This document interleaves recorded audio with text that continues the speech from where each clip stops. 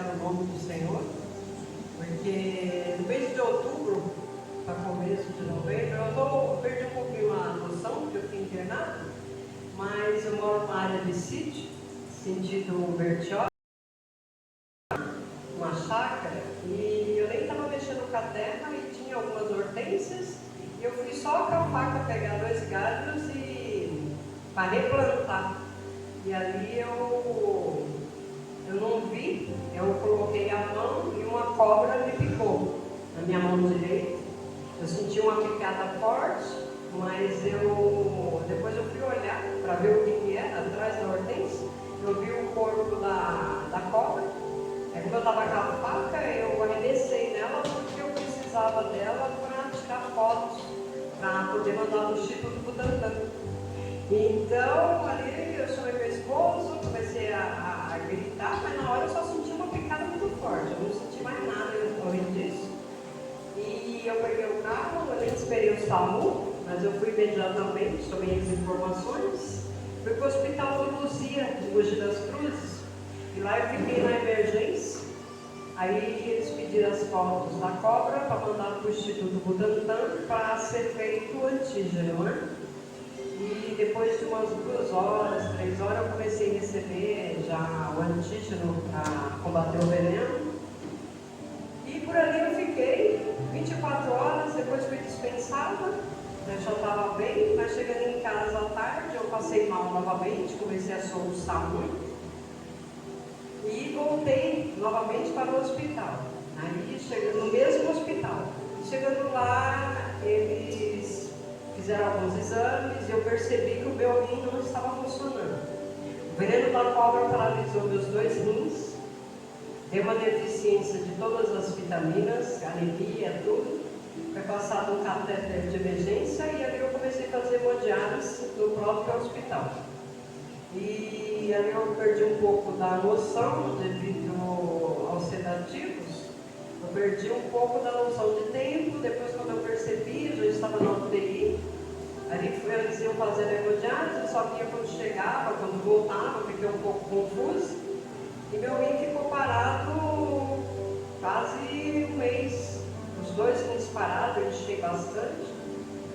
E depois disso, mesmo na UTI, não funcionavam os rins e os médicos falaram, alguns médicos e enfermeiras falavam que eu não iria mais voltar, os rins não iriam mais voltar, e que eu ia fazer hemodiálise para o resto da vida e que eu ia ser hipertensa.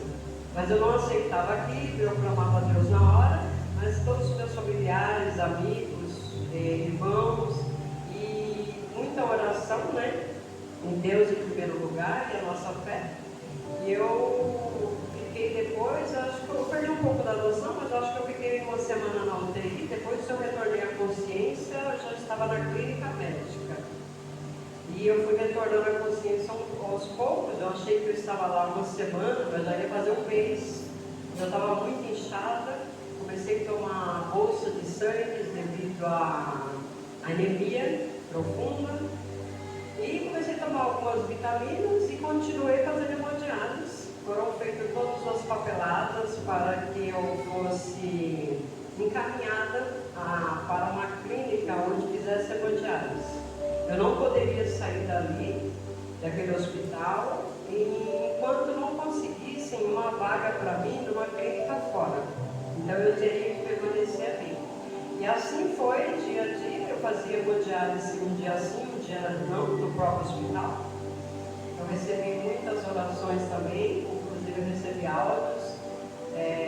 Eu recebi também áudio de um irmão dessa mesma idade, com muita humildade, clamando a Deus também, orando. E ali por vários dias, toda noite eu ia deitar no hospital.